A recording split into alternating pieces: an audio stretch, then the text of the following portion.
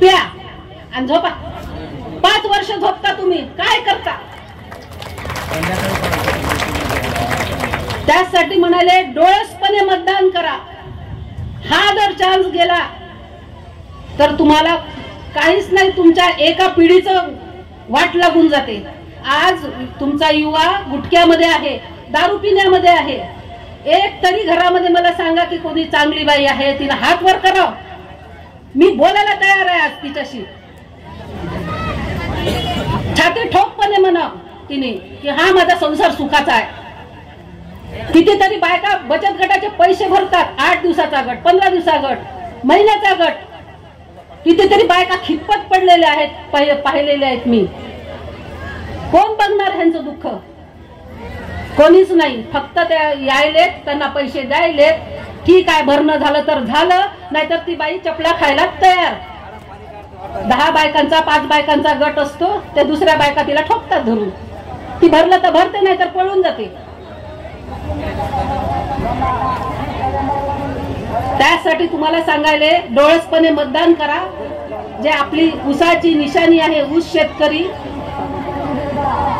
ऊसाला मतदान करा। साहेबांचे हात बळकट करा आणि आपल्या भावाला पुढे करा। का तर हे सगळं जे चक्र आहे, मी तुम्हाला माझं दुःख सांगितलं एकाच। आता तुम्ही सांगता न सांगता, कारण मला हा योग मिळाला आज तुम्हाला सांगण्याचा। मी कोणासमोर आजपर्यंत सांगितलेलं नाही, पण आज मी तुमच्या समोर सांगायले अभी नाही तो कभी नाही। तुम्ही सगळ्यांनी व्यवस्थित विचार करा आणि ऊसाच्या शेतकऱ्यालाच मतदान करा, ही माझी तुम्हाला कळकळीची विनंती आहे। का तर आपल्याला पुढचे 5 वर्ष सक्षम आणि चांगलं व्हायचं आहे। आपल्या लेकरा बाळांना संसारामध्ये घेऊन आपला संसार थाटायचा आहे, चांगला करायचा आहे। त्यासाठी तुम्ही फक्त ऊसाच्या शेतकऱ्याला मतदान करा। धन्यवाद। जय हिंद, जय भारत। तर मला स्वतःचं घर नाही म्हणून मला वगळण्यात आलं। त्यांना जर द्यायचं असलं तर त्यांनी कुठून का होईना गटामध्ये त्यांनी आम्हाला मदत करत होते, पण आम्हाला त्यांनी लक्ष दिले नाही। माझं 5 लाखाची फाईलचं काम माझं तसंच पडलं।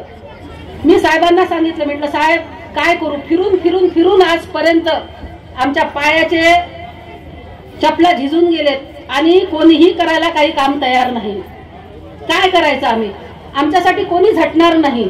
हे जे बायका काम करतात, आमच्या महिला कार्यकर्ता काम करतात, ह्यांच्याविषयी कोणीच बोलणार नाही। फक्त ह्या बायका असल शेत तर शेताला काम करतात, नसल तर घरी आपल्या भाकरी करतात, आणि काय ते आपल्या लेकरा बाळाला कमी करतात। याच्यातच ह्यांचं आयुष्य चाललेलं आहे।